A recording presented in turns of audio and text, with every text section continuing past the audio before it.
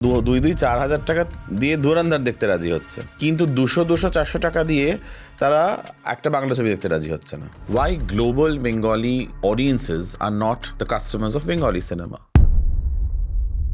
বাংলা টেলিভিশনে talk show যে conception, সেই কনসেপশনটা প্রায় তোমার হাত দিয়েই শুরু হয়েছিল। সেখানে মুম্বাইয়ের বড় বড় সেলিব্রিটিদের সেই টক শোতে অংশ নেওয়া কেমন ছিল তখনকার দিনে? মানে এখন বললে হয়তো সেটা মনে হবে যে বাপরে কি করে হলো, কারণ প্রিয়াঙ্কা চোপড়া, মধুর ভান্ডারকর, হিমেশ রেশমিয়া, শ্রেয়া ঘোষাল, পাপন, শান, সোনু নিগম। স্টেটসম্যান আমাকে নিয়ে একটা আর্টিকেল করেছিলেন যে প্রথম এমন একজন হোস্ট বাংলা থেকে যিনি এতগুলো বলিউড সেলিব্রিটিকে নিয়ে একটা বাংলা চ্যানেলের জন্য করতে সক্ষম হয়েছেন। বাংলা ফিল্মকে যদি ব্যাক করতে হয়, সত্যিকারের যদি ব্যাক করতে হয়, কি কি করা উচিত? একটা সময় ছিল যখন সারা ভারতবর্ষ কিন্তু হেমন্ত মুখোপাধ্যায়, কিশোর কুমার, উত্তম কুমার, বিশ্বজিৎ, সুচিত্রা সেন এদের ছবিগুলো তখন অন্যান্য ভাষায় তামিল, তেলেগু, হিন্দিতে রিমেক হতো। এটা কোথাও গিয়ে সাংঘাতিক রকমভাবে মুখ থুবড়ে পড়লো যখন আমরা সাউথে ডিভিডিগুলো নিয়ে বাংলা ছবি করা শুরু করে দিলাম। কি কি দিক জুড়ে থাকে একটা সিনেমার সাথে? নিউজ পেপারে বেরোলো রামকর্ণ মুখোপাধ্যায় এই ছবিটি করছেন, তারা ধরেই না যে 3 মাস পর বোধহয় সিনেমাটা তারা দেখতে চলে যাবে হলে। মানে এটা তো ম্যাজিক নয়, এটা একটা টাইম কনজিউমিং একটা প্রসেস। যে স্পট বয়টা, যে লাইটম্যানটা ইকুয়ালি খাটছে আমার সাথে, আমার টিমের সাথে, সে খাবারটা কেন পাবে না? আমি চাইলেই আমি চিকেন খেতে পারি, ফ্রাইড রাইস খেতে পারি, চিলি চিকেন খেতে পারি, কোক খেতে পারি, কিন্তু রোজ কেন বিকেলবেলা ওরা মুড়ি তেলে ভাজা খাবে? রোজ কেন মুসুরির ডাল, ভাত এবং একটি রুই মাছের পিস দিয়ে কোনো রকমের খেতে দেওয়া হবে? তাহলে কেন তারা একটু যদি মিষ্টি দই চায় তাহলে সেটা একটা ইস্যু হয়ে যায়। এটা প্রোডাকশনে হয়।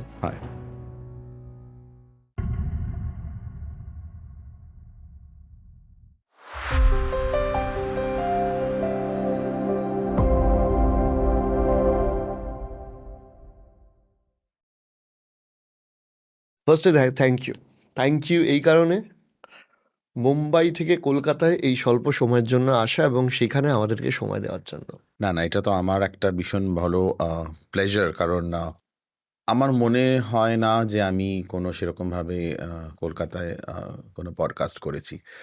তো ইটস সামথিং ভেরি ইন্টারেস্টিং। আর আমি তোমার প্রত্যেকটা শো আমি দেখি আর আমার খুব ভালো লাগে যেভাবে তুমি করো। এটাও আমার কাছে বড় তো প্রাপ্তি। সেটা কোথাও গিয়ে মানে বম্বেতে বসে দেখি যে কটা পডকাস্ট কলকাতা থেকে হচ্ছে, তার মধ্যে আমার মনে হয় যে তুমি খুব সুন্দর করে করো। কারণ আমি এটা তোমাকে আগেও বলেছি, অফ দ্য রেকর্ডে বলেছি, কিন্তু অন দ্য রেকর্ডে বলতে চাই যে নিজে যেহেতু এক সময় সাংবাদিকতা করেছি, আর যেটা আমি মিস করি অনেক পডকাস্টের মধ্যে বা অনেক ধরনের ইন্টারভিউ যেগুলো হয় সেগুলোর মধ্যে যেটা মিস করি সেটা হচ্ছে যে হৃদ্যতা। মানে প্রশ্ন নিশ্চয়ই করবে, কঠিন প্রশ্ন করবে, সঠিক প্রশ্ন করবে, কিন্তু কখনো অতিথিকে ডিসকমফর্ট না করে। সেটা অনেকে হয়তো জানে না। তারা হয়তো তাদের টিআরপি, তাদের ক্লিক বেট, এইগুলো যেন অনেক কিছু করতে থাকে শোয়ের মধ্যে, কিন্তু বিকজ সে তোমার অতিথি, তুমি তাকে ডেকেছো, এবং তুমি যেহেতু ডেকেছো ফরম্যাটটা সেখানে যেহেতু সে তোমার অতিথি, অতিথি দেবো ভব, এখন তো সেটাই বোধহয় দেশের ইকো হচ্ছে সব জায়গায়। তোমার ন্যাশনাল অ্যাওয়ার্ড মুহূর্তটা কেমন ছিল? আমি তোমার থেকে একটু এক্সপিরিয়েন্সটা জানবো, কি কি হয়। কারণ আমি ওই রকম জিজ্ঞেস করবো না যে কেমন লেগেছে ব্লা, আমি বলছি যখন ন্যাশনাল অ্যাওয়ার্ড দেয়, যখন খবর আসে, তারপর কি কি প্রোটোকল থাকে, যারা ন্যাশনাল অ্যাওয়ার্ড জেতেন তারা কি পান এক্স্যাক্টলি, আমি এই ডিটেলসগুলো একটু জানতে চাই। এটা আমার পক্ষেও একটা ফার্স্ট এক্সপিরিয়েন্স এবং খুবই একটা প্রাউড এক্সপিরিয়েন্স আমি বলতে পারি।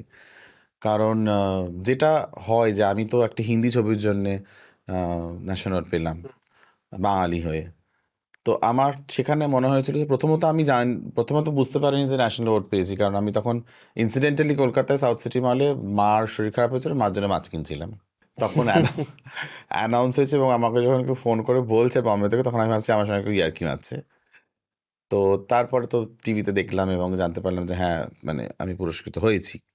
তারপরে যেটা ইন্টারেস্টিং হলো সেটা হলো যে ওদের, মানে আমার খুব ভালো লেগেছে এত সুন্দরভাবে ওরা যে অর্গানাইজড, আচ্ছা, যে আপনার মানে এই তারিখে হবে, প্রথমে একটা মেল আসে, তারপর হচ্ছে যে এই তারিখে হবে, তারপর হচ্ছে ভেন্যু, তারপরে বলা হয় যে আপনার সঙ্গে কে আসবে, হসপিটালিটি, মানে যখন গেছি তখন মানে এয়ারপোর্টে গ্রিটিংস করা থেকে, আলাদা গাড়ি দেওয়া থেকে, তাজে রাখা থেকে সব থেকে ভালো এক্সপিরিয়েন্স যেটা আমার মনে হলো যে বছর আমি পেলাম, সে বছর তো রাজামৌলিও ছিলেন, আলিয়া ভাট ছিলেন, রণবীর ছিলেন, আর পঙ্কজ ত্রিপাঠী ছিলেন, অনেকেই ছিলেন। ওইখানটায় গিয়ে না আমার মনে হলো যে আমরা ওই বিশাল এই সমুদ্রের মধ্যে একটি ক্ষুদ্র বিন্দু, কিন্তু যদি নিষ্ঠা সহকারে কাজটা করা যায় এবং যদি কাজটা সত্যি ভালো মনে করো, তাহলে কিন্তু ওইখানে ডিফারেন্সটা নেই যে ও আচ্ছা করণ জোহর, রাজামৌলি, মানে একটা আর আছে, তার পাশে একটা ব্রহ্মাস্ত্র আছে, আর তার পাশে কোথাও গিয়ে একটা এক দুয়া ছোট্ট একটি ছবি।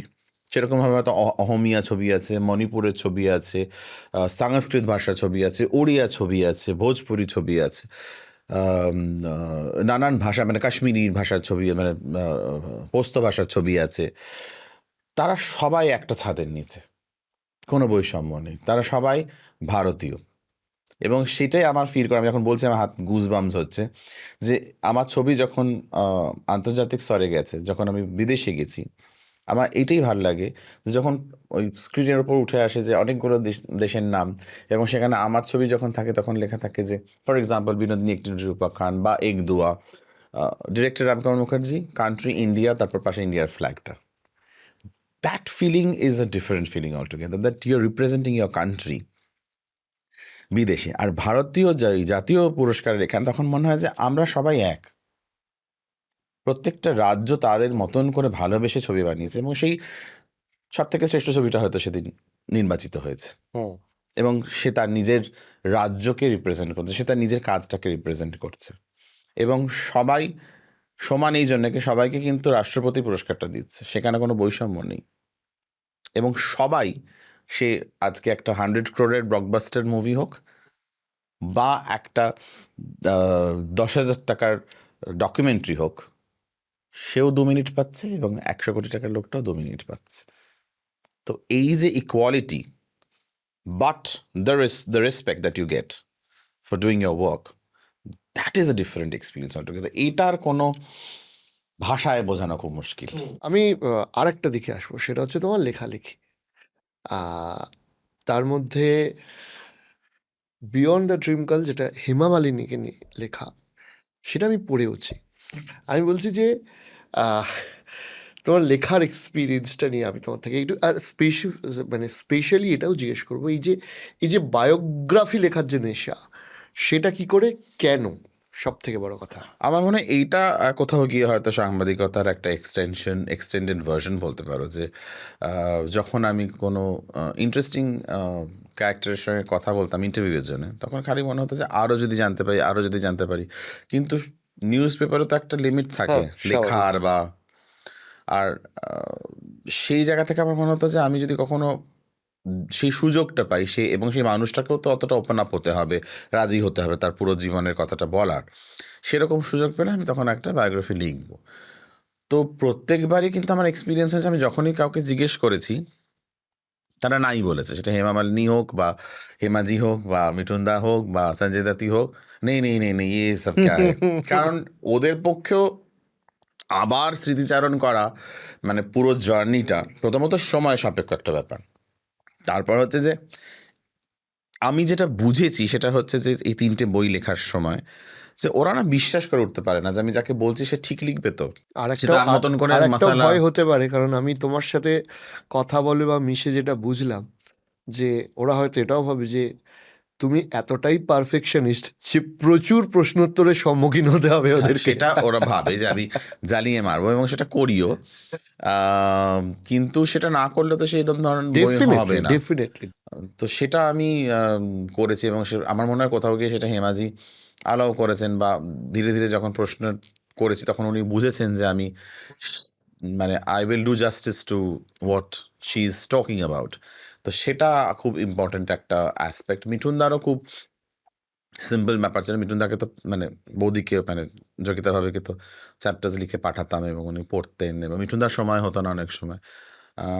পরবর্তীকালে যখন পুরোটা লেখা হয়েছে তখন অফকোর্স উনি পড়েন, এবং উনি খুব ভীষণ ইমোশনালও হয়ে যান, এবং আমাকে ফোন করেন, ধরা গলায় অনেক কিছু বলেন যেগুলো আমি হয়তো পডকাস্টে বলতে পারবো না, অফ দ্য রেকর্ডে পরে বলবো।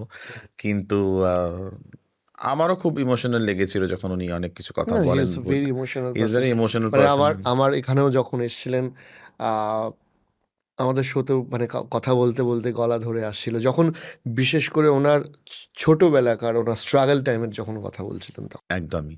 এবং ওই পোর্শন, ওই ফেজটাই ওনার কাছে খুবই ইমোশনাল একটা ফেজ। আমার মানে বইতে পড়েও ওনার সেই জায়গাটা বলছে, তুই যে আবার আমাকে নিয়ে গেলি আমার ছোটবেলায়, এই জন্য আমি চাইছিলাম না বইটা করতে।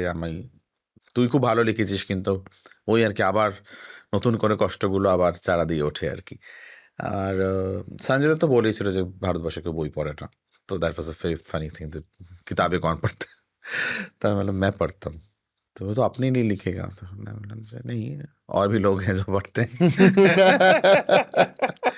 হেমা মালিনীজিকে নিয়ে যে বইটা তোমার করা বায়োগ্রাফিটা, সেখানে আর একটা বিষয় আমার খুব ইন্টারেস্টিং লেগেছে, সেটা হচ্ছে সেই বইটা একটি স্পেশাল নোট ছিল আমাদের দেশের প্রধানমন্ত্রী নরেন্দ্র মোদীজির। এইটা তুমি কি করে অ্যারেঞ্জ করলে? কারণ এটা প্রথমত অ্যারেঞ্জ করাটা শক্ত, আর দ্বিতীয়ত হচ্ছে যে সেটা নিয়ে তোমার এক্সপিরিয়েন্স।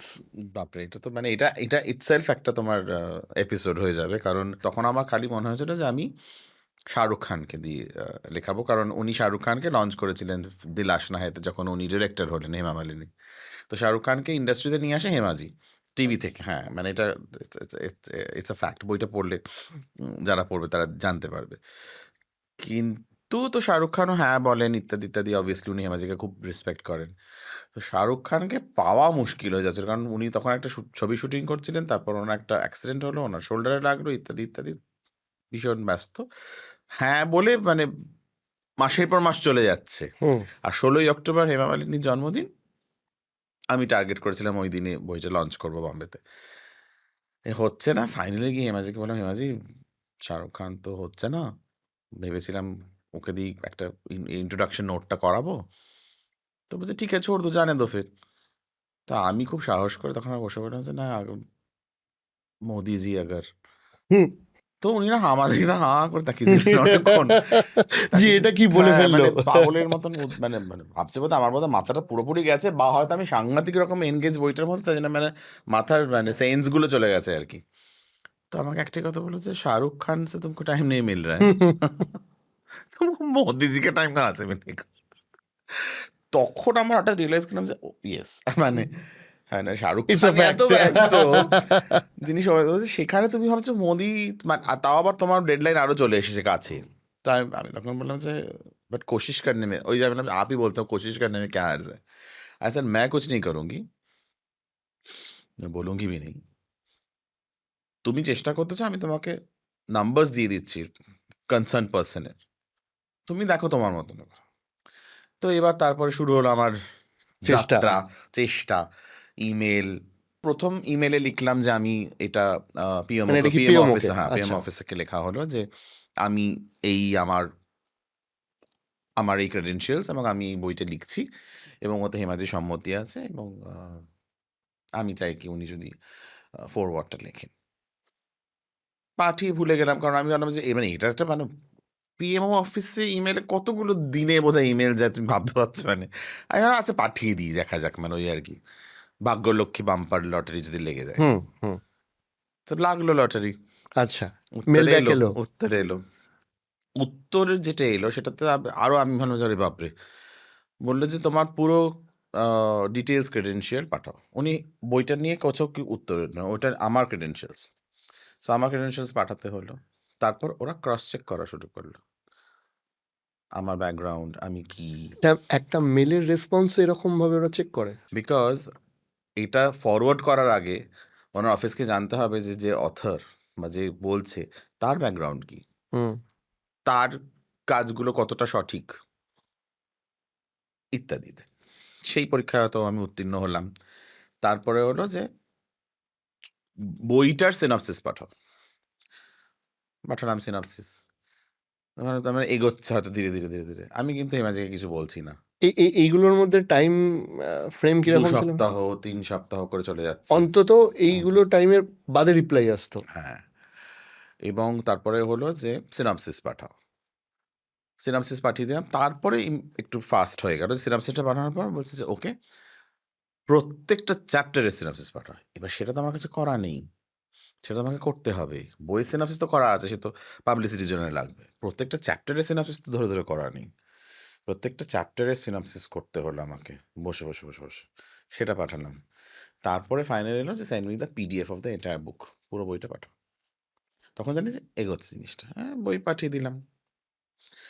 তারপরে সাইলেন্স, ডেড সাইলেন্স। মানে কোনো কমিউনিকেশন নেই, কোনো উত্তর নেই। কতদিন? দিন হিসেবেও আমি হয়তো বলতে পারবো না এক্ষুনি। আমি বলছি যে মানে কিরকম মানে টেনশনটা তো আমি বোঝানোর চেষ্টা করছি। সেটা হচ্ছে যে প্রিন্টে চলে গেছে বই। কারণ 16ই অক্টোবর যদি রিলিজ করতে হয়, তাহলে আমাকে 16ই সেপ্টেম্বরের মধ্যে পাঠাতে হবে প্রেসকে। ফটোশ্যুট হয়ে গেছে, সব কিছু হয়ে গেছে, কাভার শ্যুট হয়ে গেছে। পেছনে এটা লিখেছেন রমেশ সিপ্পি, যিনি শোলে ডিরেক্ট করেছেন। ওনার সব কিছু চলে গেছে। কারণ এমএস বলছে বেকার তুমি সময় নষ্ট করছো, পাঠিয়ে দাও। মানে হবে না, মানে 16 তারিখে তাহলে করতে পারবে না, তাহলে তোমাকে পিছিয়ে দিতে হবে, মানে যখন হবে হবে বা হোয়াট এভার। আমি চেয়েছিলাম 16 তারিখেই ওনার জন্মদিন ওটা হোক। চলে গেছে। আমাকে বারবার জিজ্ঞেস করছে, হার্পার কলিন্স আমার পাবলিশার ছিল। হার্পার কলিন্স থেকে বলছে হোয়াট হ্যাপেন, এনি নিউজ? এবার আমি কাকে মেয়েটা থেকে ফোন করে জিজ্ঞেস করবো? ফোন তো নাম্বার নেই, ইমেলই অপেক্ষা করতে হবে, এবং একটা সরকারি পদ্ধতি। আমি বলছি না, কোনো মেল আসেনি। রোজ খালি মেল খুলতাম আর দেখতাম, মেল খুলতাম আর দেখতাম। এই করতে করতে এবার বোধহয় আমার মনে হয় যে এটা বোধহয় প্রিন্ট হয়ে গেছে। হ্যাঁ, মানে সেপ্টেম্বরের এন্ড, অলমোস্ট 28শে সেপ্টেম্বর হোয়াট এভার। আমার স্পেসিফিক্যালি মনে হচ্ছে এটা একটা শুক্রবার ছিল, এবং আমি সেদিন আমার কোনো কাজ ছিল না। আমি বাড়িতে দুপুরবেলা, বাড়িতে থাকলে কখনো খুব রেয়ারলি আমি ঘুমোতে পারি, বাঙালিদের যেটা দুপুরের ঘুম। তো আমি আসলে ফ্রাস্ট্রেটেড হয়ে গিয়ে সব হাল ছেড়ে দিয়ে, আমি যে দূর বাবা হবে না করে আমি ঘুমিয়ে পড়েছি দুপুরবেলা। আমি ঘুমিয়ে পড়েছি যখন, তখন হঠাৎ করে দেখি ফোন বাজছে আমার, ভাইব্রেশন। আমি সাইলেন্টে রাখি, ভাইব্রেশনের ফোন বাজছে। তখন বলছে যে হেমাজির ফোন। আমি ভাবছি কাজেই ফোন করেছেন হয়তো। ফোনটা ধরেছি, তখন বলছে যে তুমি কি তোমার মেল দেখেছো? তখন আমি বললাম না হেমাজি, নট। আমি বলেছি check your mail and call me back. ফোনটা রেখে মেলটা দেখলাম যে from the office of prime minister Narendra Modi, হেমাজিকে নিয়ে লিখেছে, নিচে তার সই, মানে পাঠিয়ে দিয়েছে? পিডিএফ। এবার পিডিএফটা পেয়ে আমি না, আমি প্রথমে হচ্ছে আচ্ছা মানে ও এটা হয়ে গেল মানে। তো ওইটা হওয়া তখন, যেহেতু উনি সিসি মার্ক করেছেন, প্রত্যেক মেলে হেমাজি মার্ক থাকতেন। অবভিয়াসলি কারণ উনি, ওনার জীবনী তো ওনাকে তো মার্ক করেই করতে হবে। তো ওনার অফিসে উনি ফোন করে বললেন। তারপরে তো মানে একটা গুজবাম ফ্যাক্টর, কারণ আমি সঙ্গে সঙ্গে ফোন করেছি। ফোন করে বলছে না, প্রিন্ট হয়ে গেছে। বই পাবলিশার বলছে যে এ তো পসিবলই নয়। কি কার তুমি কি মানে আমি স্টপ করছো কেন? কি মানে শাহরুখ খান কি লিখে পাঠিয়ে দিয়েছে? আমি বললাম যে না, শাহরুখ খান না, mister Narendra Modi has written it. ওরা তখন স্টপ প্রেস বলছে wait wait wait wait wait wait wait, will have to just kind of go back again, do it again. Stop press হলো, সব ব্যাক করা হলো যা প্রিন্ট হয়েছিল, বিকজ ও আচ্ছা আচ্ছা, বই ছেড়ে দিয়েছিল? বই ছেড়ে দিয়েছে প্রিন্টে। স্টপ প্রেস করে তখন যখন বলা হলো, ওরা বলছে কার নিয়ে এসছো তুমি যে একদম স্টপ প্রেস করে করতে হবে? আমি তখন নামটা বলেছি, নরেন্দ্র মোদী। ওরা বলছে wait wait wait wait wait করে তারপরে এলো। অ্যান্ড ওখানেই গল্পটা শেষ না। তারপর তো অবভিয়াসলি পিডিএফটা পাঠিয়ে দিয়েছিলাম, ওরা আবার নতুন করে পেজ করে করলেন। তারপরে হঠাৎ একদিন দেখি এরকমই একটা দুপুরবেলা নাগাদ, ওই সেম টাইমেই পোস্ট অফিস থেকে, জেনারেলি তো বম্বেতে সব কিছু কুরিয়ারে, ডিটিডিসি এইসব বেসরকারি থেকে আসে। পোস্ট অফিসের একটা লোক, মাথা পাগড়ি, মাথা টাথা, স্পেশাল সামথিং, এসে জিজ্ঞেস করছে রামকামল মুখার্জির বাড়ি এটা বম্বেতে। তো বলছে হ্যাঁ। আমি বলছি কী জানি কী এসছে, একটা সুন্দর এনভেলপে করে একটা চিঠি, লেখা আছে from the office of prime minister Shri Narendra Modi to Ramkamal Mukherjee. তো ওই অ্যাকচুয়াল অরিজিনাল চিঠিটা বম্বেতে আমার কাছে রাখা, যেটা আমি কাউকে দিইনি এবং কোনোদিনও দেবো না। কারণ আমার জীবনে কয়েকটা চিঠি আছে যেগুলো খুব ইম্পর্টেন্ট। অমিতাভ বচ্চনের হাতে লেখা চিঠি আছে আমার কাছে, উনি আমার কাজে খুশি হয়ে পাঠিয়েছিলেন। মানে তোমার মানে অমিতাভজির সাথে প্রথম দেখা কবে? ওটা হচ্ছে আমি যে সঙ্গে আমার প্রথম ইন্টারভিউ, মানে প্রথম দেখা হচ্ছে যোধা আকবরের শুটিং চলছে তখন। আর উনি স্পেশাল গেস্ট হিসেবে কার্যাতে ওই সেটে গেছিলেন মুহূর্ত ক্লাব দিতে। ঐশ্বরিয়া, ঋতিক রোশন, আশুতোষ গোয়ারিকা সব ছিল। তখন ওনার সঙ্গে আমার দেখা হয় ওখানে। এবং ইন্ট্রোডিউস করে দেওয়াতে যখন আমি এই পত্রিকার এই সাংবাদিকতে দিই, উনি বলেন যে হাই আমি অমিতাভ বচ্চন। তোমার আবার তো মানে এটা আবার কি, আমার সত্যি মনে হচ্ছিল আবার কি মানে। তারপরে পরবর্তীকালে আমি একটা প্রশ্ন করেছিলাম ওনাকে যে আপনি মানে যখন আমি দেখেওছি যে অন্যদের সঙ্গে যখন আপনি ঢোকেন, মানে প্রথমবারই এটা করেন, মানে প্রথমবার তোমার সাথে দেখা হলে বলবে আমি অমিতাভ বচ্চন ইত্যাদি, দ্বিতীয়বার আর বলবেন অবভিয়াসলি। তো বলে যে আমি প্রথম যখন দেখা করি কারোর সাথে আমি নিজেকে ইন্ট্রোডিউস করি যে আমি অমিতাভ বচ্চন, এই জন্যে কি আমি যদি ধরে নিই যে পৃথিবীতে সবাই আমাকে চেনে, যেটা চেনে, যেটা ফ্যাক্ট, অমিতাভ বচ্চনকে কেউ চেনে না এরকম ভারতীয় নেই, হুম। কখনো যদি একটি মানুষ এসে, সে তো ইন্ট্রোডিউস করছে, সে যদি বলে যে "আর আপনি কে", আমার ইগোটা ভেঙে যাবে, সেখানে আমি একটা বিশাল শক পাবো। তাই আমি আমার ইগোটাকে ফেলে রেখে আমি এটাই ধরে নিই যে আমাকে কেউ চেনে না, আমি ইন্ট্রোডিউস করি নিজেকে। That is a big learn. আমি অনেককে দেখেছি বিশাল শোল একটা ইগো নিয়ে এসে সে ভাবেই যে পৃথিবীতে আমাকে সবাই চেনে, কিন্তু আমি যদি উল্টে তাকে প্রশ্ন করি আপনি কে, আপনার নামটা, তখন তো বেলুনের মতন ফট করে ফেটে যাবে ব্যাপারটা। ধরো এই যে এত এত এতগুলো মানুষ যাদেরকে গোটা ভারতবর্ষ, বহু বহু মানুষ তার মধ্যে দেয়ার দ্য গ্লোবাল স্টার, মানে তোমার কিছু পার্সোনাল এক্সপিরিয়েন্স জানতে চাইবো যাদের থেকে তুমি শিখেছো। মানে মানে আমি জানি যে এটা বলাটা খুব টাফ হয়ে যাবে, বাট স্টিল একটা দুটো। অনেক কিছু, যেমন সুস্মিতা সেনের থেকে অনেক কিছু শেখার আছে। সুস্মিতা সেন যেভাবে নিজের জীবনটাকে কন্ডাক্ট করেছেন, বা যেভাবে লোকের সঙ্গে কথা বলেন, বা যেভাবে আহ, মানে আমার এখনো মনে আছে একটা অনুষ্ঠানে, আমি জানি সুস্মিতা ভীষণ টায়ার্ড হয়ে গেছে, কিন্তু প্রচুর লোক দাঁড়িয়ে আছে, প্রচুর লোক আসছে, প্রত্যেকবারই উনি প্রচণ্ড রকম হেসে এবং আবেগের ওই রেশিওটাকে সেম রেখে হাগ করছেন, সেলফি তুলছেন, হাসছেন, কথা বলছেন। তখন একটা জায়গায় যখন পুরো অনুষ্ঠানটা হয়ে গেল, যখন আমি আর সুস্মিতা শুধু আছি, আমরা বোধহয় স্যুপ খাচ্ছিলাম না চা খাচ্ছিলাম, এক্ষুনি মনে নেই, তখন আমি বললাম যে why do you have to do this every time, তুমি তো বলতে পারো যে আমি টায়ার্ড হয়ে গেছি।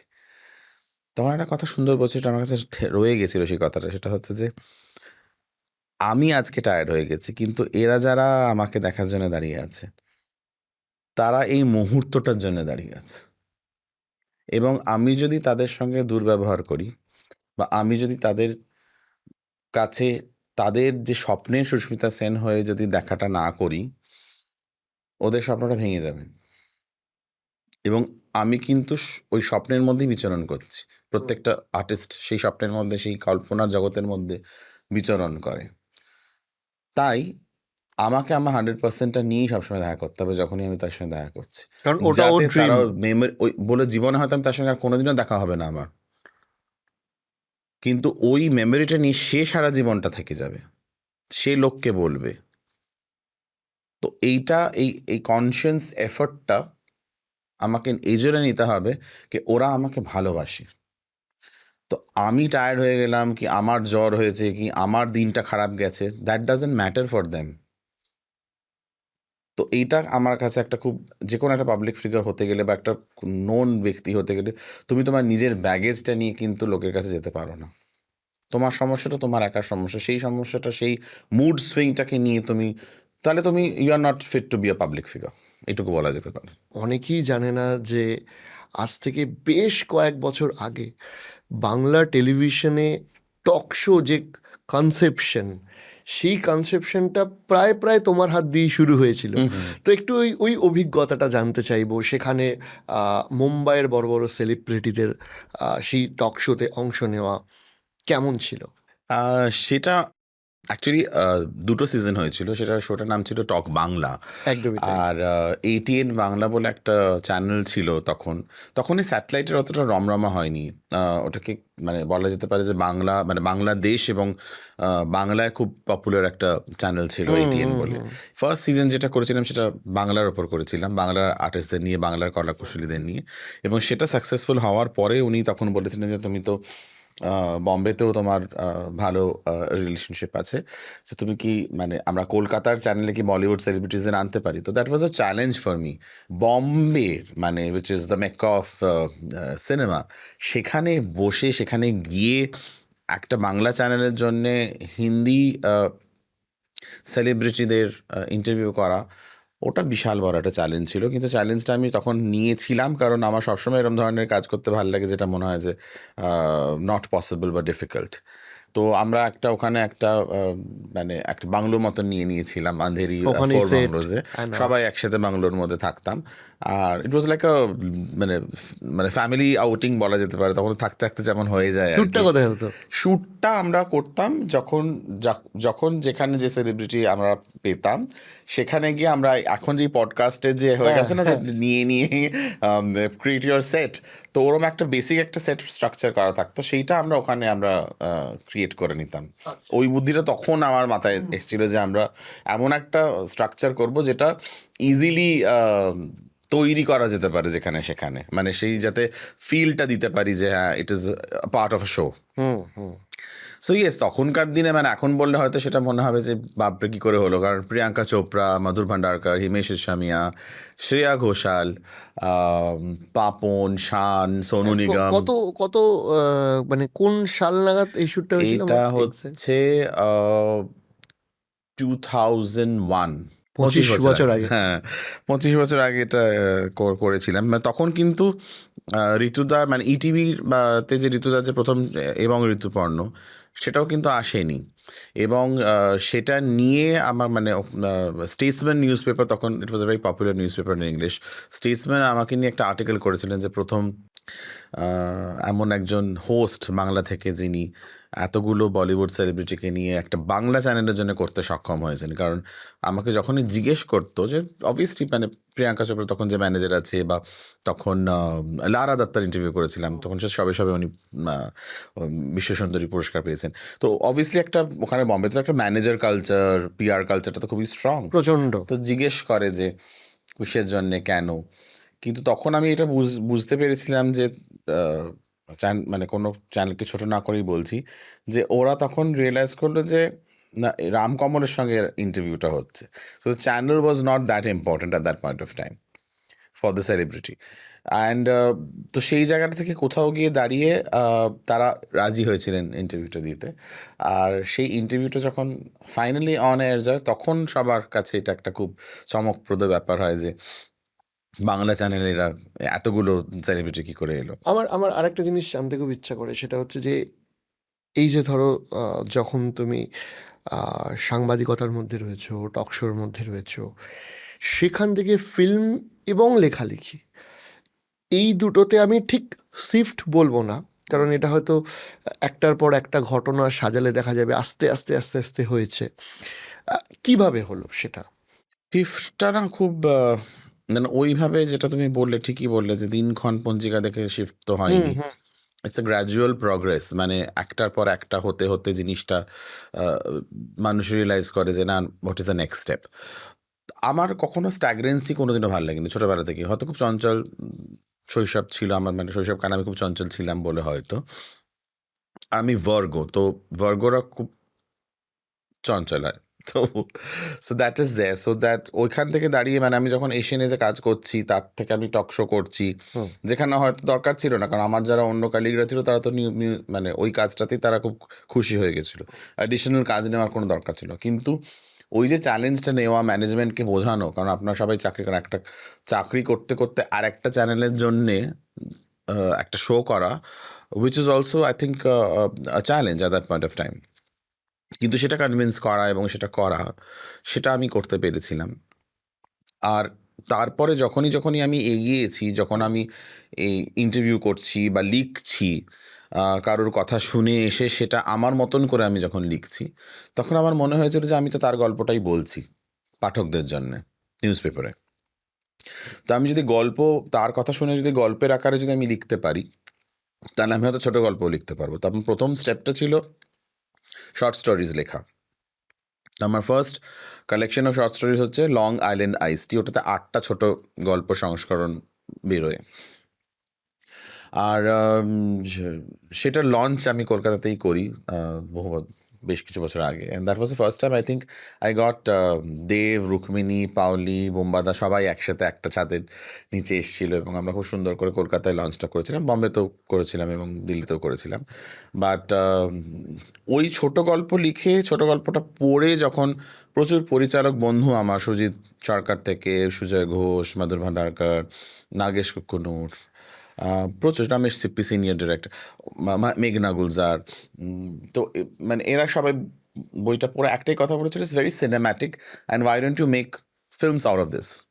So that's when I thought that হ্যাঁ চলো, বোধহয় কোথাও গিয়ে হয়তো ওদের মনে হয়েছে যে আমি গল্পগুলো বোধহয় সিনেমার মতন করে লিখেছি, বা এই গল্পগুলো সিনেমা হওয়ার যোগ্যতা রাখে। Viacom 18, percept pictures, প্রতীশ Nandi communication, একটা কর্পোরেট কালচার শুরু হয়েছিল বম্বেতে তখন, খুব ফিল্মস কর্পোরেটস বানাচ্ছে।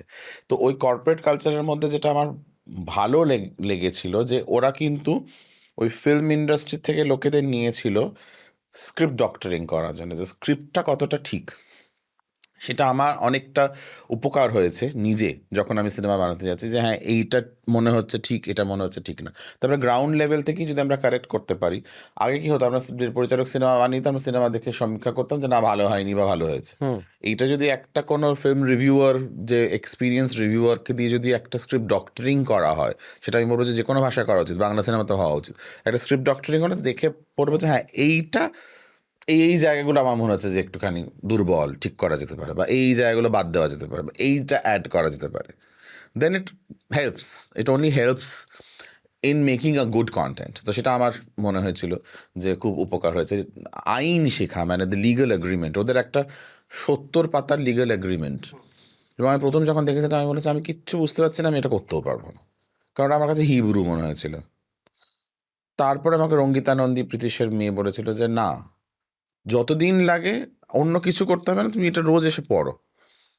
আর ওই ধরে ধরে পড়তাম, ঘুমিয়ে পড়তাম, অ্যাকচুয়ালি পড়তে পড়তে এত বোরিং একটা জিনিস, 70 পাতার একটা আইনি কিছু জটিল আইনি বিষয়। একটা ভীষণ জটিল ব্যাপার, এবং সেটা খালি পড়ে মনে হতে, মানে সে এগ্রিমেন্টের মতো বোধহয় সে চোখ, নাক, মুখ, কিডনি সবই নিয়ে নিতে চাইছে, মানে সে লোকটার, মানে it was such a strict agreement.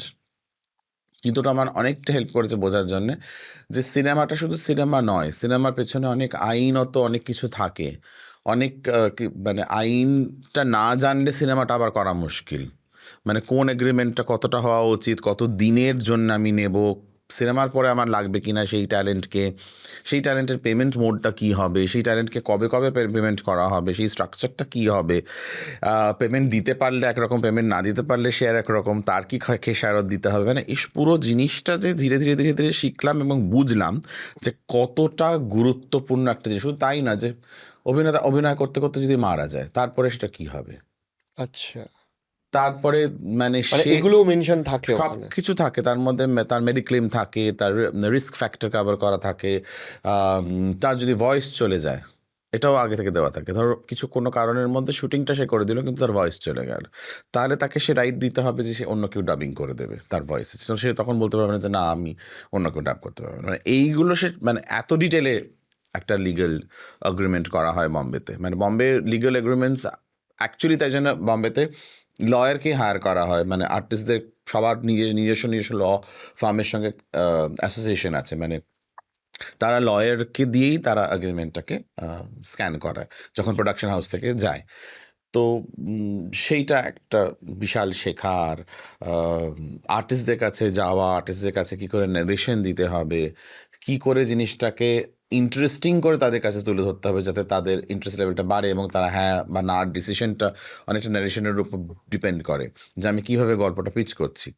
তো অল দিস টেকনিক্যালিটিস যেটা ভীষণ ইম্পর্ট্যান্ট একটা ডিরেক্টরের ক্ষেত্রেও, যে আমি গল্পটা, আমি তো অ্যাকচুয়ালি গল্প বেচতে গেছি, আমি তো ঠাকুমার ঝুলি নিয়ে গেছি, এবার তার মধ্যে থেকে আমি গল্প বলবো, এবং সেই গল্পটা যদি পছন্দ হয় তাহলে সেই অভিনেতা অভিনেত্রী হ্যাঁ বলবে, এবং তখনই আমার রথ চলতে শুরু করবে, তার আগে তো রথ দাঁড়িয়ে থাকবে। তো এই যে রথের প্রিপারেশনটা সেটা কিন্তু খুব ইন্টারেস্টিং। এটা মানে অনেকেই জানে না, যে সবাই ভাবে যে ও আপনি তো পরিচালক, আপনি তো মানে চাইলেই একটা ছবি করে ফেলতে পারবেন, সেটা এটা কিন্তু it's not like that, it's না, নট এটা দ্যাট এটা ইজি। এটা এটা আমার একটা জিজ্ঞাসা আছে, সেখানে হচ্ছে যে মানুষ তো শুধু দেখে যে ভাবে যে একটা সিনেমা আর্টিস্ট এলো, ডিরেক্টর ডাইরেকশন দিল, ফটাফট শুট হয়ে গেল, ডান। অনেকের এই ধারণাটাও নেই যে হয়তো ডাবিংটা পরে হয় বা ইত্যাদি ইত্যাদি। আমি বলছি পোস্ট প্রোডাকশন ব্যাপারটাই তো জানে না এই যে লোকেরা। হ্যাঁ, এই যে প্রি প্রোডাকশন, প্রোডাকশন, দেন পোস্ট প্রোডাকশন, কি কি দিক জুড়ে থাকে একটা সিনেমার সাথে। বিশাল, মানে একটা কখনো যখন সিনেমা শুরু হয় তখন লোকে ভাবে যে ও মানে নিউজ পেপারে বেরোলো রামকর্ণ মুখোপাধ্যায় এই ছবিটি করছেন, তারা ধরেই না যে 3 মাস পর তার সিনেমাটা তারা দেখতে চলে যাবে হলে। মানে এটা তো ম্যাজিক নয়, এটা একটা টাইম কনজিউমিং একটা প্রসেস। হ্যাঁ, মানে এরকম সিনেমাও হয় যেগুলো মানুষ শুরু করে এবং আসে, কিন্তু সেই সিনেমাগুলো আসে এবং যায়। দু ধরনের জিনিসটা হতে পারে। একটা হচ্ছে যে তুমি মিউজিক ভিডিও বানিয়েছো, যে মিউজিক ভিডিওর মধ্যে অনেক প্যাশনেটলি, অনেক ভেবে চিনতে একটা ক্রিয়েটিভ মানসিকতা নিয়ে জিনিসটা বানিয়েছো, সেটা এক ধরনের, তার মানে তুমি সময় দিয়েছো সেটার পেছনে। একটা হলো তুমি গান শুনলে রাত্রিবেলা, সকালবেলা শুটে চলে গেলে একটা ক্যামেরা নিয়ে মন্দারমণি শুটিং করে সেটা তুমি ইউটিউবে আপলোড করে দিলে। সেটা ডেফিনেটলি নিশ্চয়ই একটা টি সিরিজ বা সারেগামার মিউজিক ভিডিওর সমতুল্য হবে না, কারণ তুমি সময়টাই দাওনি। আমি বলছি না যে ব্র্যান্ডটার জন্য হবে না, তোমার নিজস্ব ব্র্যান্ডে হতে পারে, কিন্তু তুমি সময়টা দাও। ক্রিয়েট করার জন্য সময়টা। তো সেই সময়টা যেটা আমরা দিই সেটা হচ্ছে প্রত্যেকটা কিন্তু ইম্পর্টেন্ট ফেজ। সেটা প্রি প্রোডাকশনটা আমার মনে হয় সিনেমার ক্ষেত্রে প্রি প্রোডাকশন হচ্ছে সব থেকে ইম্পর্টেন্ট ফেজ। ওকে। কারণ আমার প্রি প্রোডাকশন যদি ভুল হয়, প্রি প্রোডাকশন যদি আমি গন্ডগোল করি, বা প্রি প্রোডাকশন যদি আমি ফাঁকি মারি, তাহলে আমি শ্যুটে কিন্তু তুলতে পারবো না জিনিসটা। আর একবার শ্যুট হয়ে যাওয়া মানে ওটা হচ্ছে ছাপা হয়ে গেল, সাদা শাড়ির ওপরে তুমি ছাপ্পা মেরে দিলে, ওটা এবার ফিরে তো আসা তুমি যাবে না। করতে পারবে না। ফিরে আসা যাবে না কেন, সেরকম সাংঘাতিক খরচার একটা ব্যাপার। তো that is not the right way of approaching a film. আর পোস্ট প্রোডাকশনটা সময় নেয়, মানে সেটা ডিপেন্ড করে কী ধরনের ছবি। আমরা বিনোদিনীর ক্ষেত্রে আমার অনেক সময় লেগেছে পোস্ট প্রোডাকশনে, কিন্তু লক্ষ্মীকান্তপুরে সেটা লাগেনি। লক্ষ্মীকান্তপুর একটা কন্টেম্পোরারি, লক্ষ্মীকান্তপুর লোকাল কন্টেম্পোরারি একটা গল্প, সেটাতে অত ভিএফএক্স নেই। কিন্তু বিনোদিনী যেহেতু 200 বছর 150 বছরের একটা পুরনো গল্প, প্রত্যেকটা ফ্রেমে আমাকে বসে কাজ করতে হয়েছে বা আমার টিমকে বসে কাজ করতে হয়েছে, ডাবিংয়ে সময় দিতে হয়েছে, ব্যাকগ্রাউন্ড মিউজিকে সৌরেন্দ্র সমজিতের যে তারা খুব সুন্দর মিউজিক কম্পোজ করেছেন, সেটার প্রতি অলমোস্ট 6 মাস থেকে সময় গেছে। এই যে একজন ডিরেক্টরের পারফেকশনিস্ট হওয়া, সেটা তো কোথাও গিয়ে একটা সময়, অর্থ, এই বাজেট বা এগুলো লাগে। বাংলা ইন্ডাস্ট্রির লাস্ট যে ধরো 2-3 বছর বা 4 বছরের যে অবস্থা, সেখানে একজন ডিরেক্টরের এই পারফেক্টভাবে সিনেমা বানানোর জন্য পরিস্থিতি কতটা অনুকূল ছিল বা আদৌ ছিল কিনা। একদমই ছিল না, কারণ আমার মানে টু বি ভেরি অনেস্ট, এটা মানে বিনোদিনী প্রডিউস করেছে প্রমোদ ফিল্মস, প্রতীক চক্রবর্তী বম্বের প্রযোজক। আহ, উপস্থাপনা প্রেজেন্ট করেছেন, এবং মানে যাকে ছাড়া ছবিটা হতো না সেটা হচ্ছে দেব অধিকারী। দেব এন্টারটেনমেন্ট ব্যানারে ফিল্মটা হয়, এবং যখন আমরা ফার্স্ট স্ক্রিপ্টটা লক করি এবং তারপর যখন একটা বাজেট আসে, সেই সংখ্যাটা এমন একটা সংখ্যা এসেছিল যেই সংখ্যাটায় ছবিটা করা সাংঘাতিক একটা রিস্ক ফ্যাক্টর হয়ে যেত, এবং তার রিকভারি জীবনেও হতো না। এবং আমার সেখানেই মনে হয় যে আমি দেবকে সাধুবাদ দেব, যে দেব একটা নাম্বার বলল তার প্রোডাকশন কন্ট্রোলারকে, প্রোডাকশনের ম্যানেজারকে, যে এইটার মধ্যে কিন্তু ছবিটা করতে হবে। যদি তুমি ছবিটা করতে না পারো, তাহলে ছবিটা আমি শেলফ করে দেবো, করবো না, কারণ প্রডিউসারের পুরো টাকাটাই জলে চলে যাবে নাহলে। তখন আমার শুনতে খুব খারাপ লেগেছিল যে আমার ছবিটা হবে না তাহলে। আর যেটা বম্বেতে কিন্তু এই সিচুয়েশনটা হয় না। ঠিক আছে, বম্বেতে হয়তো হ্যাঁ কাট ডাউন করা হয়, সব কিছু স্ট্রিমলাইন করা হয়, কিন্তু বলা হয় না যে এইটার মধ্যে না করলে সিনেমাটাই হবে না। It's not like that. মানে কোথাও গিয়ে সেটা অ্যাডজাস্ট করে ওয়ার্কআউট করা হয়। কিন্তু পরে বুঝলাম যে কেন দেব বললো যে যে আমাদের যে ধরনের ইন্ডাস্ট্রি, বাংলা ইন্ডাস্ট্রি, সেখানে যতগুলো সিনেমা হল, এবং সিনেমাটা যদি রিলিজ হয় এবং সিনেমাটা যদি চলে, তাহলে এই নাম্বারটা হল থেকে আসতে পারে, এই নাম্বারটা ওটিটি থেকে আসতে পারে, এই নাম্বারটা স্যাটেলাইট থেকে আসতে পারে, এই নাম্বারটা মিউজিক রাইটস থেকে আসতে পারে। একটা লোয়েস্ট ধরে নেওয়া হয়। সিনেমা হিট হলে তার তো কোনো মানে শেষ নেই, মানে ভালোর শেষ নেই যেমন বলে। কিন্তু বেসিক মিনিমামটাকে মাথায় রেখে একটা সিনেমা করতে হয়, যে হ্যাঁ মানে প্রডিউসার হয়তো লক্ষ কোটি টাকা কামিয়ে নিতে পারলো না, কিন্তু আবার মানে বাড়িঘর দৌড়ও বিক্রি হয়ে গেল না, এরকম একটা ব্যাপার আর কি, মানে ব্যালেন্সিং ইট আউট। তো that he understands very well, because এত বছর ধরে কাজ করেছে, মানে কলকাতার সব থেকে বড় ব্যানারদের সঙ্গে কাজ করে নিজের ব্যানার করেছে, এবং যথেষ্ট সফল একজন অভিনেতা, প্রযোজক এবং এখন পরিচালক বোধহয় হতে চলেছে। হতে চলেছেন। তো সেই জায়গাটা থেকে আমার মনে হয় যে সেই এক্সপিরিয়েন্সটা ডেফিনেটলি ইট ওয়ার্কড অ্যান্ড যেভাবে উনি তখন আমাকে সাপোর্ট করেছেন ছবিটার জন্য, সেটা না হলে মনে হয় না বিনোদিনী হতো, মানে করতে পারতাম আমি বাংলায়। কারণ ও নিজে বাড়িপাদাতে বাঘা যতীন শুটিং করছিল, তখন সাইমেন্টেনিয়াসলি শুটিংটা চলছে, ও বাঘা যতীন করছে আর এখানে আমি রুক্মিণীকে নিয়ে বিনোদিনী শুটিং আচ্ছা। করছি। আর ওর নেটওয়ার্ক থাকতো না উড়িষ্যার ওরকম জঙ্গলে যখন শুটিংগুলো করতো, যেখানে নেটওয়ার্ক পেতো সেখান থেকে কিন্তু ও ফোন করতো আমাকে, আর খুব ভালোবেসে রামবাবু বলে যে রামবাবু সব কিছু ঠিকঠাক আছে, আর হ্যাঁ কিছু লাগবে, all fine, I know everything is fine, because he was concerned about it, that আমি ঠিক মতন করতে পারছি কিনা, আমি যেটা চাইছি সেটা পাচ্ছি কিনা। এবং উনি ওনার টিমকে বলে দিয়েছিলেন যে রাম যেটা চাইবে সেটা যেন পায়। So I'm grateful to him for supporting Vinodini and making Vinodini what it became, because Vinodini নাহলে হতো না, মানে বিনোদিনী হওয়ার পেছনে দেবের একটা বিশাল বড় হাত। তুমি এমন একজন মানুষ যিনি মুম্বাইতেও প্রচুর কাজ করেছো, বাংলাতেও কাজ করেছো। আমি বলছি মুম্বাইয়ের থেকে কোন কোন দিকগুলো শেখার আছে? অনেক কিছু শেখার আছে, এবং সেটার জন্য খুব একটা যে আহ, মানে সবসময় যে সেটা অর্থনৈতিক কারণের জন্য হয় না বলে যেটা এক্সকিউজ দেওয়া হয় কলকাতায়, সেটা কিন্তু একটা এক্সকিউজই। মানে একটু প্রফেশনাল ভাবে যদি আমরা জিনিসটাকে অ্যাপ্রোচ করি, বেসিক বাংলা সিনেমায় আর্টিস্ট এখন এই যে আমি এতক্ষণ এগ্রিমেন্ট নিয়ে কথা বললাম ৭০ পাতার, ৭ পাতার এগ্রিমেন্টও হয় না। আমার মনে হয় না বাংলা ইন্ডাস্ট্রিতে কোনো প্রোডাকশন হাউস আছে যারা কোনো এগ্রিমেন্ট দেখাতে পারবে, এবং সেটা কিন্তু একটা ভীষণ ভুল প্র্যাকটিস। ওকে। ভুল প্র্যাকটিস এই জন্যই বলবো, কালকে যদি কোনো অসুবিধে হয় তাহলে কিন্তু না প্রডিউসারের কিছু বলার আছে, না অ্যাক্টরের কিছু বলার আছে। তারা কোথায় লড়বে, কার সঙ্গে গিয়ে লড়বে? তারা কোর্টে তো যেতে পারবে না, তারা এদের ফেসবুকে লড়াই করবে, আর না হলে তাদের, যেটা করে তারা। এবং তাদের প্রিয় সাংবাদিকদের দিয়ে কিছু আর্টিকেল বার করে তারা ঝগড়াঝাটি করবে আর কি, মানে মনোমালিন্য প্রকাশ করবে। That's not professionalism, that's what you have to learn from Bombay. যে তুমি একজন তুমি একটা প্রযোজনা সংস্থার সঙ্গে কাজ করতে রাজি হয়েছো একটি পরিচালকের আন্ডারে, আমার এই টার্মস অ্যান্ড কন্ডিশনস, তারা রাজি হলে তোমাকে সাইন করলো, এবং প্রোডাকশন হাউসেরও সেই দায়িত্বটা হচ্ছে যে সেই টাইম লাইনটা মেনটেন করা এবং সঠিকভাবে সেই যা যা লেখা আছে সেগুলো যেন সঠিকভাবে হয়। যেহেতু এখানে বলা হয় যে আমরা পরিবারের মতন কাজ করি, এবং এটা একটি পরিবার, এখানে বাবা দাদা কাকা মাসি দিদি ভাই বোন, তাই জন্য পরিবারের মধ্যে কোনো অ্যাগ্রিমেন্ট হয় না।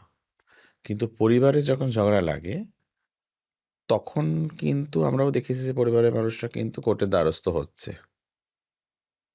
তো আমার মতে মনে হয় যে সবার আগে প্রফেশনালিজমটা আনা উচিত। কার কি দায়িত্ব সেটা আমি বলছি না যে ৭০ পাতার একটা এগ্রিমেন্ট করতে, কিন্তু সেটা ৭ পাতার তো একটা এগ্রিমেন্ট হবে।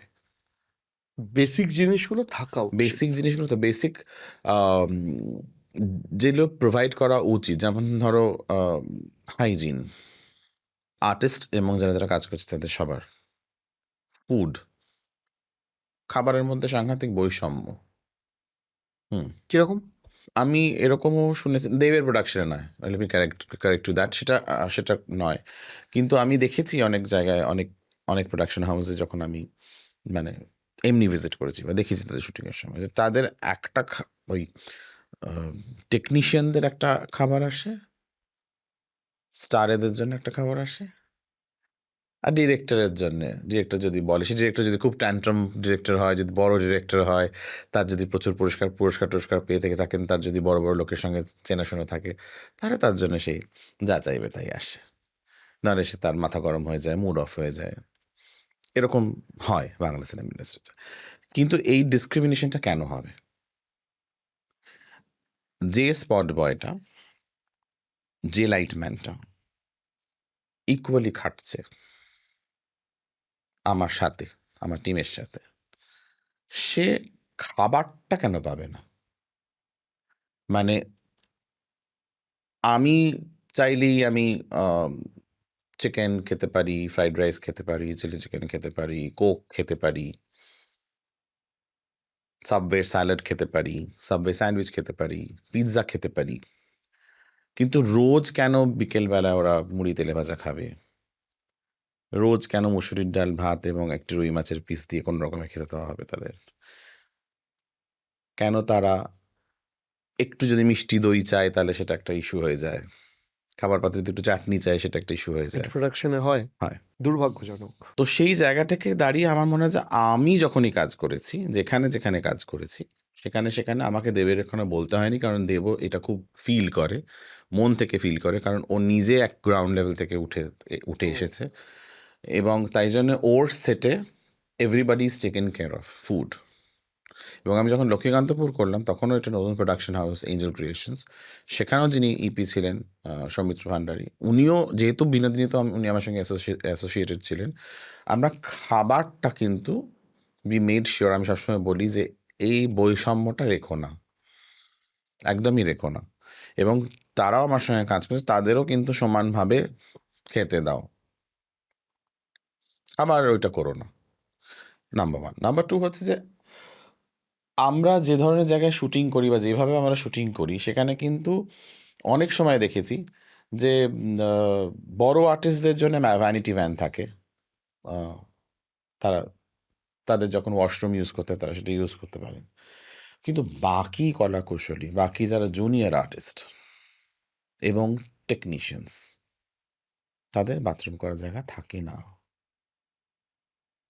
তাদের জন্য ভাবা হয় না। এবং এই জুনিয়র আর্টিস্টদের তখন কি করতে হয়, প্রোডাকশনরা ভাবে যে নিকটবর্তী সুলভ শৌচালয় কোথায় আছে সেখানে তাদের পাঠিয়ে দেওয়া হয়, মহিলাদের। এবং পুরুষরা যেখানে সেখানে করে বেড়ায়। যদিও বা মোদিজি বলছেন যে স্বচ্ছ ভারতের কথা, but I don't think so it's applicable on the sets of film, because মানুষ গাছগাছালি যেখানে সেখানে গিয়ে ইউরিন করে আসছে, জায়গা না থাকলে তারাই বা কি তা না কোথায় যাবে, কি করবে? তো এই হাইজিনটা তো প্রোভাইড করতে হবে, বিশেষ করে মহিলা অভিনেত্রী ও মহিলা টেকনিশিয়ানদের।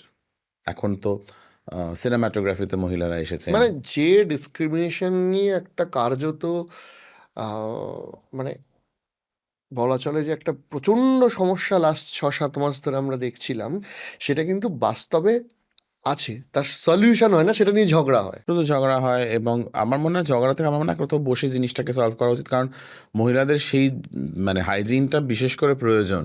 আচ্ছা, তুমি আমাকে একটা কথা বলো, সেটা হচ্ছে যে ধরো এই যে কলকাতায় তুমি বেশ কিছু ফিল্ম করলে, আমি জানি না ক্যামেরার সামনে তুমি কতটা বলাটা সম্ভব হবে বা হবে না, এইখানে কি তোমাকে কোন কোন প্রবলেমগুলো ফেস করতে হলো যেগুলো কার্যত তুমি এক্সপেক্টই করোনি, বা মুম্বাইতে তুমি এগুলো সম্মুখীনই হওনি? গিল্ড গিল্ড বলে একটা জুজু আছে, সেটা জানি, কিন্তু গিল্ড জিনিসটা কি জানি না। কারণ আমাকে গিল্ড কখনো ফেস করতে হয়নি। মুম্বাই থেকে আমি তো এরকম কোনো জয়পুরে, ব্যাপার আছে? আমার প্রথম কাজের এক্সপিরিয়েন্স হচ্ছে জয়পুরে, বিন কুচকাহে। সেটি আমার একটি বন্ধু রাজশ্রী ওঝার শো হিন্দিতে ছিল, জিএ ছিল, 5 নাইট সিরিজ ছিল, 6 মাসের একটা সিরিজ ছিল। আর পুরোটা আমরা জয়পুরে করেছিলাম, রাজস্থানে। তা আমার প্রথম অ্যাকচুয়ালি যদি বলো যে ফ্লোর এক্সপিরিয়েন্স, সেটা কিন্তু না বম্বে না কলকাতা, সেটা রাজস্থান। আচ্ছা, মানে আমি বলছি এই এই ধরনের কোনো গিল্ড কি কলকাতা ছাড়া বাকি কোনো শহরগুলোতে আছে ইন্ডাস্ট্রিতে? প্রত্যেকটা শহরে সিনেমার জন্য তাদের অ্যাসোসিয়েশন আছে, কিন্তু সেই অ্যাসোসিয়েশনের কোনো ম্যান্ডেটারি রুল বলে কিছু নেই যে এটা করতেই হবে, না হলে কিন্তু আপনার সিনেমা আমি আটকে দেবো বা আপনার কাজ হবে না। এই জিনিসটা কখনো অন্য মানে আমি অন্য ভাষায় কাজ করতে গিয়ে সেটা ফেস করিনি কখনো। কিন্তু আচ্ছা। এখানে আমি সবসময় শুনেছি যে আরে গিল্ডের আর্টিস্ট না নিলে সিনেমা হবে না, মানে এগুলো আমাকে অ্যাজ এ ডিরেক্টর হয়তো ইনভলভ হতে হয়নি, কারণ এটা প্রোডাকশনের হেডেক যে কতগুলো লোক গিল্ডের হতে হবে, মানে এই এই লোক মানে যারা ডিওপি বলো বা ইত্যাদি ইত্যাদি। তাদের কার্ড থাকতে হবে, নাহলে তারা কাজ করতে পারবে না। মানে অনেক আমার যে চিফ, যে আমার ছবিতে কাজ করেছে, তার কার্ডই নেই, সে কিন্তু অ্যাপ্লাই করেছে বহু বছর। আমি নিজে অনেকের সঙ্গে কথা বলেছি তাকে কার্ড দেওয়ার জন্য, কিন্তু এখন নাকি কার্ড ইস্যুই হচ্ছে না, সেটাই শুনলাম লাস্ট। মানে even I spoke to a lot of political people, দেবকে নিজে আমি বলেছি যে কার্ড তো ইস্যু হচ্ছে না, তো কার্ড ইস্যু না হলে তাহলে সেই লোকটা কি কাজ করবে না? এমন হচ্ছে যে কার্ডটা তাহলে তো ইস্যু করতে হবে। নতুন যারা আসছে, ধরো 5 বছর ধরে কার্ড ইস্যু হয়নি, তো প্রচুর লোকেরা ফিল্ম ইন্ডাস্ট্রি জয়েন করেছে যাদের কাছে কার্ডটা নেই। কারণ কার্ড নাকি ইস্যুই হচ্ছে না। হুম। তো সেই জায়গাটা থেকে তো তাহলে তাহলে সেই কর্মীরা কি করবে? যাদের কাছে কার্ড নেই তাহলে কি তারা কাজ করবে না? নাকি এখানে আবার সেটা সমস্যা, মানে আপনি নিতে পারেন বাইরে থেকে লোক, কিন্তু তা সত্ত্বেও আপনাকে আর একটা নিতে হবে গিল্ড থেকে। মানে সে আমি লোকটা বসে আপনাকে, থাকলেও বসে হ্যাঁ থাক। বসে থাকলেও সে বসে থাকবে, তার ওটা নিতেই হবে, ওটা না নিলে মুশকিল। এইগুলো নিয়েই কিন্তু মধ্যিখানে যে সবাই খুব সরব হয়েছিল এবং সবাই যেটা বলছে যে আমরা তাহলে কি করে করব, অনেকের এই ব্যান করে দেওয়া হলো যে ও গিল্ডের কথা মেনে করা হয়নি, ব্যান করে দাও তাকে। না, আমি বলছি এটা আমাদের এখানেও একটা সমস্যার সৃষ্টি হচ্ছিল মাঝখানে, যে কলকাতার বিভিন্ন জায়গায় যারা ইন্ডিপেন্ডেন্ট শ্যুট করতে যাচ্ছিল, যেটাকে এখানে গুপি বলা হয়। না জাস্ট গুপি না, মানে গুপি তো ধরো ইন্ডিপেন্ডেন্টলি, মানে গুপি তোমরা মানে চুরিয়ে প্রোডাকশন করা। করছো, সেখানে তুমি 2-3 দিনের শ্যুট তুমি গিল্ড ছাড়া করে নিলে, গুপি ঠিক আছে। যার সাথে গিল্ডের দূর দূরান্তে কোনো সম্পর্ক নেই, সে সেই ভিডিওটা ইউটিউবে আপলোড করে, সেখানেও মাঝে মাঝে আহ, মাথা গলানো শুরু হয়ে গেছিলো, যদিও আই হোপ যে সমস্যাটার সমাধান সেটাই, হয়েছে। মানে এই যে এই নতুন এই যে পরিবর্তন যেটা আমরা এক্সপেক্ট করছি বা যেটা আশা করি হবে, সেখানে কোথাও গিয়ে আমি বলতে চাইছি যে নিশ্চয়ই তাদের মানে টেকনিশিয়ানদের সুরক্ষার জন্য একটা সংস্থা থাকা উচিত। সেটা তো সব ইন্ডাস্ট্রিতে আছে, আমি তো বলছি আছে, নাহলে তাদের মুখপত্র হয়ে কে কথা বলবে? সেইটা বক্তব্য হচ্ছে যে সেই সুরক্ষা দিতে গিয়ে সেই দাবি দেওয়াটা যেন পলিটিক্সের অংশ না হয়ে যায়, সেটাও দেখা উচিত। এক্স্যাক্টলি, যে যে এই সুরক্ষাটা দেওয়ার নাম করে আমি তাদের নাম করে কিছু টাকা কামিয়ে নিয়ে গিয়ে আমি আমার পলিটিক্যাল অ্যাডভান্টেজ নেবো, এটাও যেন না হওয়া উচিত। সেটা যেন না হয়। তাছাড়া আরেকটা জিনিস হচ্ছে যেটা যেটা তোমাকে বুঝতে হবে, সেটা হচ্ছে যে আমি যদি প্রযোজককে সাহায্য করি তার টাকা বাঁচাতে, তাহলে তো সে আরেকটা ছবি করবে ইন্ডাস্ট্রির এবং উপকার। তোমার যারা কলা কৌশলী আছে তারা তো আর একটা কাজ পাবে। হুম। একটা ছবি করতে গিয়ে আমি এমনভাবে একটা সিস্টেম তার উপর চাপিয়ে দিলাম যে সে একটা সিনেমা করতে গিয়ে নাবিশ্বাস উঠে গিয়ে সে পালিয়ে গেল, এবং এটার দৃষ্টান্ত প্রচুর। প্রচুর একটা প্রডিউস করে চলে গেছে। প্রডিউসাররা বাংলা ফিল্মে টাকা লাগাতে ভয় পাচ্ছে রীতিমতো। এক্স্যাক্টলি, কারণ ভয় এই জন্যই পাচ্ছে কি তারা জানে যে আমাদের মানে এই জোর জুলুমটা সহ্য করতে হবে, hmm. There is no way out. আর এই ওয়ে আউটের জন্যেই আমার মনে হয় যে নতুন করে রিস্ট্রাকচারিং করা উচিত ফুল বেঙ্গলি ফিল্ম ইন্ডাস্ট্রিটাকে। বাংলা ফিল্মকে যদি ব্যাক করতে হয়, আবার যদি অন্তত 30 দিন, 35 দিন, 40 দিন হতে হয়, আমি বলছি না যে এখন যেগুলো আমি অনেকের হোয়াটসঅ্যাপ স্ট্যাটাস বা ফেসবুক স্ট্যাটাসে দেখি যে গর্বের 100 দিন, 100টা লোক গেছে কিনা সন্দেহ, যাই হোক সেটা তারা করেন, নিশ্চয়ই তাদের পিয়ারের জন্য প্রয়োজন। সত্যিকারের যদি ব্যাক করতে হয়, কি কি করা উচিত? মন দিয়ে ছবি করা উচিত, মানুষের পালস বোঝা উচিত, কি দেখতে চাইছে মানুষ। হুম। এটা যদি বুঝতে পারো তাহলে দেখবে যে যেমন ধরো কেস স্টাডি করা উচিত যে মালায়ালি ফিল্ম ইন্ডাস্ট্রি কি করে আজকে গিয়ে এত বড় হলো। Malayalam film industry is as big or as small as Bengali film industry, regional cinema. আজকে একটা অহমিয়া ছবি অস্কার অব্দি চলে যাচ্ছে, বা কান্তারার মতন একটা ছবি যেখানে আমরা ঋষভ শেট্টিকে তো কান্তারা রিলিজ হওয়ার পর চিনলাম। হুম। So he is a byproduct of a hit film. Rishabh Shetty was not a so-called superstar. কিন্তু আজকে কলকাতায় দাঁড়িয়ে আমরা ঋষভ শেট্টিকে সবাই চেনে, আজকে আলু অর্জুনকে সবাই চেনে, আজকে যশকে সবাই চেনে, আজকে রামচরণ তেজাকে চেনে। তো আজকের দিনে দাঁড়িয়ে যে এইটা যেটা আমরা বলছি, একটা সময় ছিল যখন সারা ভারতবর্ষ কিন্তু হেমন্ত মুখোপাধ্যায়, কিশোর কুমার, উত্তম কুমার, বিশ্বজিৎ, সুচিত্রা সেন, সলিল চৌধুরী, এদের সবার কথা কিন্তু সবাই বলতো, সারা Obviously. ভারতীয় সিনেমা এদের কথা হতো। আমি সত্যজিৎ রায় যাচ্ছিও না, আমি কমার্শিয়াল সিনেমাতে এলাম, মানে হয়তো বলতে পারবে যে উনি আমরা কেন তখন সত্যজিৎ রায়ের নাম নিলেন। কালচারাল ক্যাপিটাল অফ ইন্ডিয়া ছিলাম। So that was the hub way people use to talk about it. কেন করতো? কারণ আমরা সেই কন্টেন্টটা চার্ন করতে পারতাম। আমাদের কন্টেন্টগুলো, সেটা দেবদাসী হোক, বা সেটা হারানোর সুরি হোক, বা সেটা সপ্তপদী হোক, বা সেটা যে কোনো উত্তম কুমারের লাল পাথর হোক, যে কোনো ছবি, উত্তম কুমার বা সৌমিত্র চট্টোপাধ্যায়, সুচিত্রা সেন, এদের ছবিগুলো তখন অন্যান্য ভাষায় তামিল, তেলেগু, হিন্দিতে রিমেক হতো। তার দৃষ্টান্ত প্রচুর।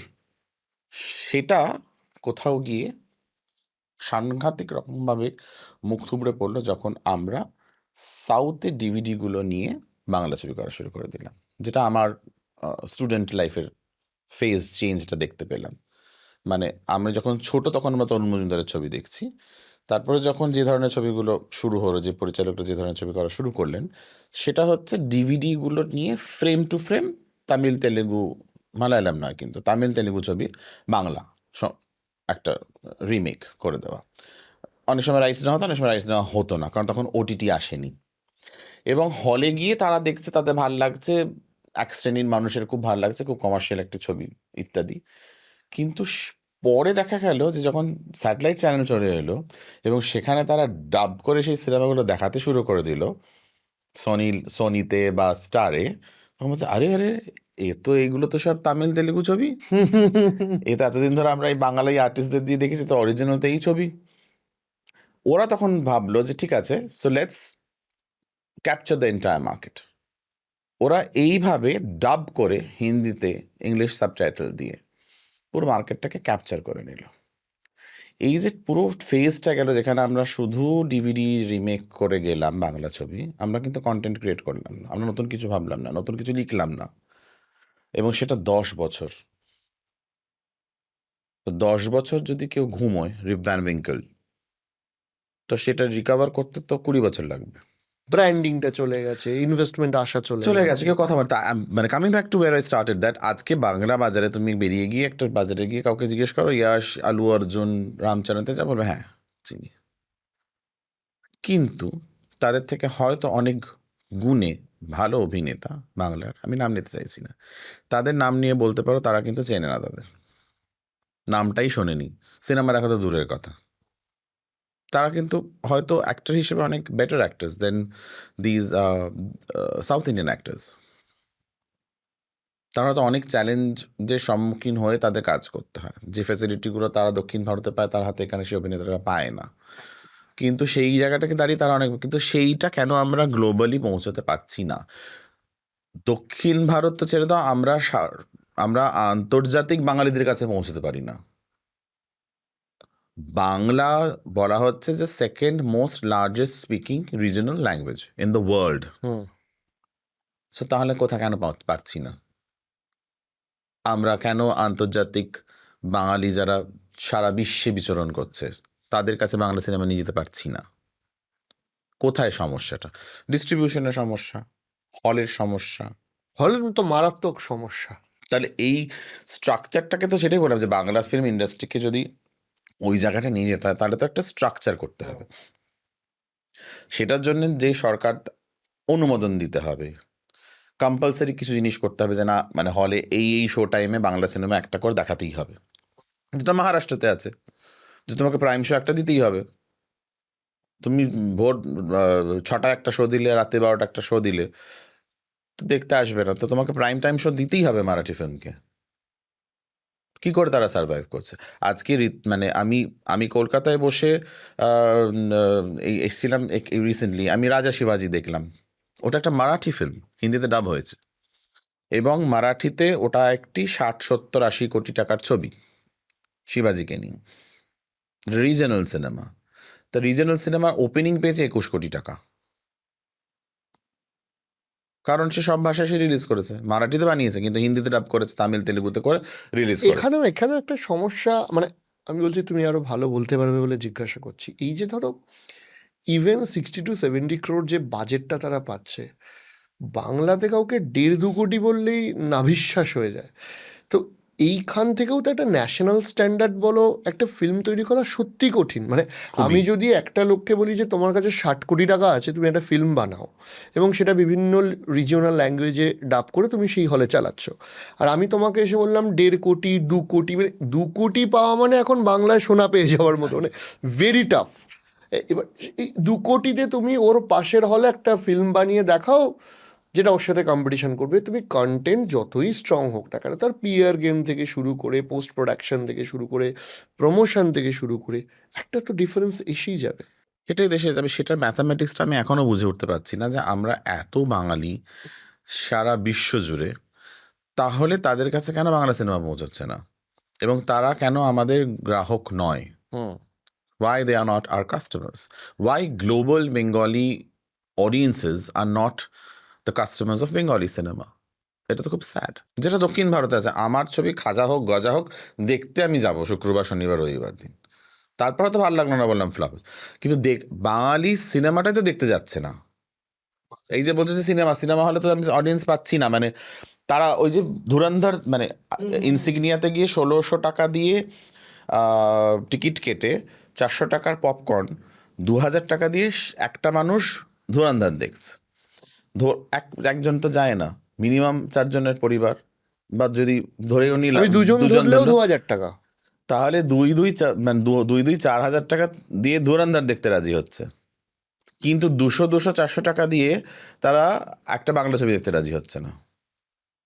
সো হোয়াট ইজ দ্য আমার প্রবলেম? বলতে খারাপ লাগছে, আমি বলছি আমি সাধারণ মানুষের সাথে যেহেতু আমরা খুব কানেক্টেড ক্রাউডের সাথে, আমি লোককে এটা বলতেও শুনেছি যে বাংলা সিনেমা হলে গিয়ে দেখবো কেন, এইটা জেগে গেছে যে বাংলা সিনেমা হলে গিয়ে দেখবো কেন, এটা তো হিন্দি হলে ওটিটিতে দেখতে দেখবো, গেলাম, হ্যাঁ টিভিতে ওটিটি দেখবো। ওটি মানে দেখবো, মানে সময় পেলে দেখবো, না পেলে দেখবো না, এরকম একটা ব্যাপার চলে এসছে। যে বাঙালি সংস্কৃতি এবং কৃষ্টিতে দেশের সব থেকে অগ্রণী ভূমিকা নিয়েছিল। এক কারণ তারা এইটাই, মানে তাদের কাছে এখন যে ধরনের বাঙালি অডিয়েন্সের কথা আমরা বলছি আজকে দিন দিনে দাঁড়িয়ে, আমরা ইউথের কথা বলছি, আমরা কলেজে যাওয়ার ছাত্রছাত্রীদের কথা বলছি, বা আমরা এই আর্নিং গ্রুপ অফ পিপলদের কথা বলছি, যারা ইয়াং থেকে মিড এজ, মানে এদের কথা বলছি। এরাই তো আমাদের গ্রাহক, এরাই তো সিনেমাটা দেখবে, কারণ এরা হিন্দি সিনেমাটা দেখছে বা ইংরেজি ছবিটা দেখছে বা তামিল ডাব দেখছে। তারা কেন যাচ্ছে না, তাদের কারণ হচ্ছে, আমার যেটা মনে হয়, আমি যখন হল সার্ভেতে যাই বা কথা বলি লোকেদের সাথে, তারাও এক্সপেক্ট করছে যে বাংলা সিনেমার গ্র্যান্ডারটা বাড়ুক। ওই সিরিয়ালের মতন গল্প দেখতে তাদের আর ভালো লাগছে না। এই যে তুমি বললে যে টিভিতে তো এসে যাবে, তার মানে টিভিতে বাংলা ছবি দেখা যায়, যায়। কারণ আমি কিছু মিস করছি না হলে না গিয়ে। এটা তখনই হবে যখন দেবের মতন একজন প্রডিউসার এসে বলবে যে আমি রঘু ডাকাত বানাচ্ছি, তোমাকে হলেই আসতে হবে। আমি বাঘাযতীন বানাচ্ছি, আমি বিনোদিনী বানাচ্ছি, which is a big screen experience. এই বছর 2026, বা আমি যদি আর একটু এক্সটেন্ড করে আগামী 1 বছর 1.5 বছর বলি, কি কি প্ল্যান আছে বা কি কি স্কেডিউল আছে এখন? সিনেমার প্ল্যান আমি আপাতত হিন্দি ছবির দিকে এ করছি। মানে আমি চেয়েছিলাম দ্রৌপদী করতে বাংলায়, কিন্তু আনফর্চুনেটলি সেটা এখন হচ্ছে না। কারণ যদি কিছু পরিবর্তন হয়, যদি ফিল্ম ইন্ডাস্ট্রি চেঞ্জ হয়, যদি সেরকম লগ্নি করার লোক আসে যে দ্রৌপদীর মতন ছবিতে, কারণ আমার এটা একটা স্বপ্ন ছিল যে বাংলায় মহাভারত, মানে পঞ্চপাণ্ডব, দ্রৌপদী, কৌরব, এরা বাংলায় কথা বলছে, এটা আমি শুনতে চেয়েছিলাম। এটা আমার একটা ড্রিম ছিল যে তারা শুধু তামিল, তেলুগু, মালায়ালাম, হিন্দিতে কেন কথা বলে যাচ্ছে, বাংলাতেও তো কথা বলতে পারে। কিন্তু সেটা হয়নি। বাংলাতে কেন রামায়ণ হয়নি? হুম। সীতা বলে একটা ছবি হয়েছিল বহু বছর আগে, সন্ধ্যা রায় করেছিলেন। আম, কিন্তু মানে আমি এখনকার কথা বলছি, সেটা তো বিনোদিনীও হয়েছিল বহু বছর আগে, 30-35 বছর আগে। কিন্তু এখন আমরা যে ধরনের দেখছি যে মানে এতগুলো ভার্সন অফ রামায়ণ হয়ে গেল হিন্দিতে, আদি পুরুষ থেকে শুরু করে এখন রণবীর কাপুরের রামায়ণ, মহাভারত নিয়ে প্রচুর কাজ হয়েছে, সেটা বাংলায় কেন হবে না, এবং বাংলায় কেন তারা কথা বলবে না, সেটা আমার একটা স্বপ্ন ছিল। সেটা হয়তো অসম্পূর্ণ থেকে গেল, বাট তাই জন্য আমি এখন ফোকাসিং অন হিন্দি অ্যান্ড অন্য ভাষার ছবি, অ্যান্ড হোপ দ্যাট সেগুলো ইভেনচুয়ালি একটা একটা করে আপনাদের সামনে নিয়ে আসতে পারবো। একটা একটা করে হবে। আর মাঝে মাঝে ফাঁকে ফাঁকে আমাদের পডকাস্টে এসে একটু আড্ডাও হবে। একদম একদম পডকাস্টে আসবো, আড্ডাও দেবো, কারণ এইটাকে বলে আড্ডা দেওয়া। মানে এখানে মানে ইট ইজ, আড্ডাটা মিস করি, কারণ ইন্টারভিউ আর আড্ডার মধ্যে তফাৎ হচ্ছে যে ইন্টারভিউ একটা গতানুগতিক ছকে হয়, আর আড্ডাটা খুব এলোমেলো, অনেকটা কালবৈশাখী ঝড়ের মতন। না মানে আমরা কিন্তু আপনারা যারা দেখছেন, আপনারা হয়তো রেকর্ডেড আড্ডা 1-1.5 ঘন্টা দেখবেন, আমরা প্রায় 3-4 ঘন্টা এখন গল্প করছি। সো অনেক অনেক অনেক অনেক ধন্যবাদ। আমি আগেই জানিয়ে রাখলাম, এপিসোড 2 তোমার সাথে হবেই হবেই হবে। থ্যাংক আর ইউ। সেটা কবে হবে, তোমার কবে টাইম অ্যালাউ করবে তার উপর ডিপেন্ড করছে। আজকের দিনটা কিন্তু দাদা দারুণ কাটলো। থ্যাংক ইউ সো মাচ আসার জন্য কিন্তু আমাদের থ্যাংক ইউ এখানে। So much. আমি তোমাকে নিমন্ত্রণ দিয়ে গেলাম, বম্বেতে যখন আসবে তখন এপিসোড 2 বম্বেতে হবে। Come to Bombay. নেক্সট এপিসোডের জন্য আমরা অপেক্ষা করে রইলাম। আর আপনাদের কোনো প্রশ্ন থাকলে কমেন্ট করে রাখবেন, কারণ পরবর্তী প্রশ্নগুলো আপনাদের জন্য মুম্বাই গিয়ে আমি করব। আজকে এখানেই শেষ করতে হচ্ছে। নমস্কার। নমস্কার।